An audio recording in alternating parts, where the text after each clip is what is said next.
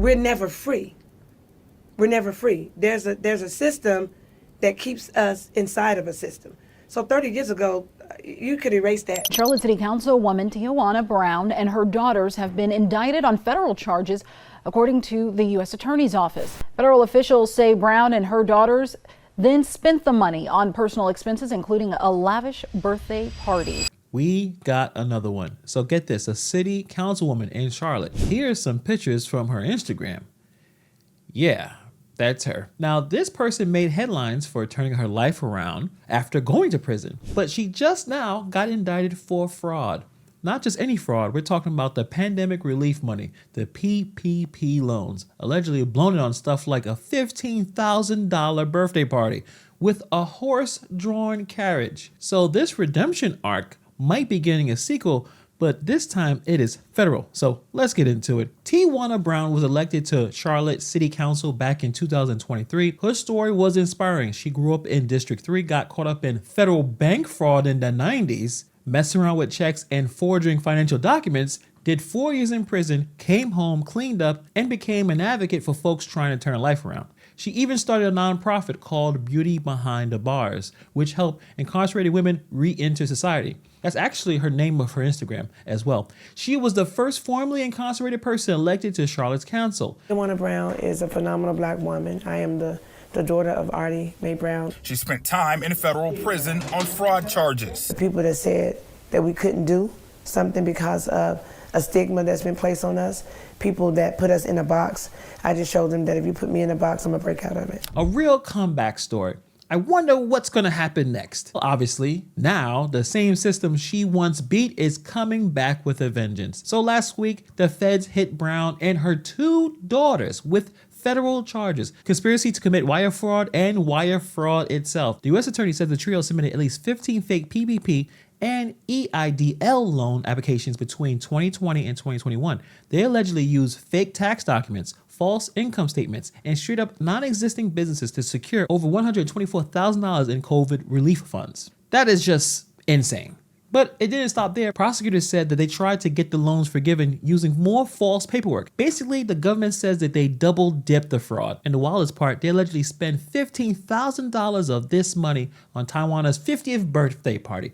A full gala. There was a horse-drawn carriage, red carpet vibes in the middle of the pandemic, doing very, very well. As you see some of the footage right here I'm showing you, really, really exciting stuff for this person. It looks like she was some kind of celebrity. Tons and tons of money being spent because she turned 50. Fantastic. Fast forward today, Brown and her daughters were in federal court and they all 3 pleaded not guilty. They didn't have to post bail, but they had to hand over their passports. The judge let Brown continue her counsel duties and her job with American Airlines. No gag order, no ankle monitor. How are you feeling right now? I'm still very well respected. How are you feeling following the hearing? You'd still be well respected after the charges? You don't lose respect for allegations. And Brown, she's not backing down. She says this whole thing is politically motivated. It's a hit job to stop her from being reelected. I don't understand why that is always the excuse when they get caught doing something stupid. Allegedly, you did all this and all of a sudden it's always a fake political hit job. You're just doing all the right things and the feds are just messing with you. That is really hard for me to believe. And check this out. She claims that she voluntarily repaid the loan, $20,833 to be exact, as soon as she realized that they might be a problem. What do you mean, like after the 10th fake business or maybe the 9th fake business, now you realize it's a problem? Allegedly. I paid the money back. No one had to tell me to pay it back. If we're seeking justice and I paid back the $20,833 that I'm accountable for, then why are we here? But let's break this down. The Fed said that she defrauded the government. Brown said she made a mistake, fixed it, and now they're coming after her because of who she is. She claims that she paid the money back months ago, before the indictment. She's standing firm saying that she's innocent and she has no plans to resign. She even announced that she's running for re-election, all under federal indictment. This is not that surprising. There's many politicians that get elected and re-elected all under a federal indictment. So what's the public reaction? It seems like it's all over the place. Some people say she paid some back, leave her alone. Others are like, she committed fraud, she gotta go. So Brown's lawyer said that they have no intention of taking a plea deal. They're gonna go to the trial. And legal experts say that she could face up to 40 years in prison, but realistically it's gonna be much less. maybe under 2 years if she gets convicted. Her prior conviction is 30 years old, so it likely won't count against her in sentencing. I want to talk about this press conference that she had. She came out swinging in this one, but in my opinion, a few things didn't sit right with me. She said, I paid it back over a dozen times. I paid it back. I paid it back. I paid it back. I paid the money back. Like it's some kind of legal Uno reverse card. But paying it back after the feds come knocking doesn't cancel the fraud. That's like robbing the bank, then dropping the bag outside the bank and yelling, we're good now, right? She also said a third party filled out her application.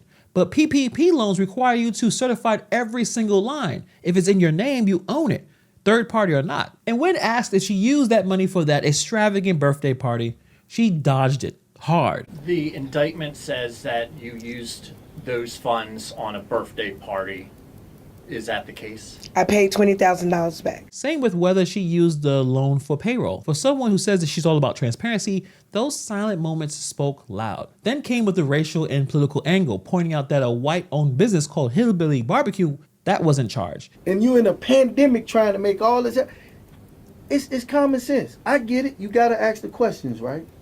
But at the end of the day, please ask the question to the U.S. Attorney why that company, Hillbilly Barbecue, was allowed, when they didn't pay it back, was allowed to go to civil court instead of criminal court. Why were they, a white company, allowed to go to civil court, and why Ms. Brown is here today?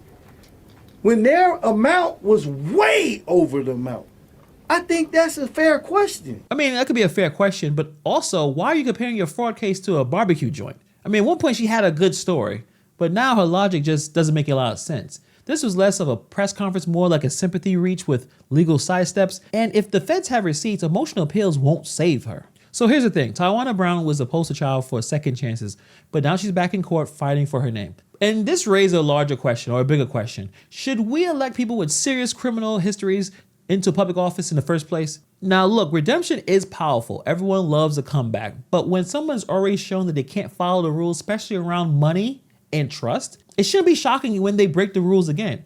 Let's be honest, most likely she probably done this many times and just never got caught. A criminal record isn't just a footnote, it could be a red flag, especially when the past crime is very similar to what she's being accused of again. We want leaders to set the standard, not people who've already told us they're comfortable breaking when it suits them.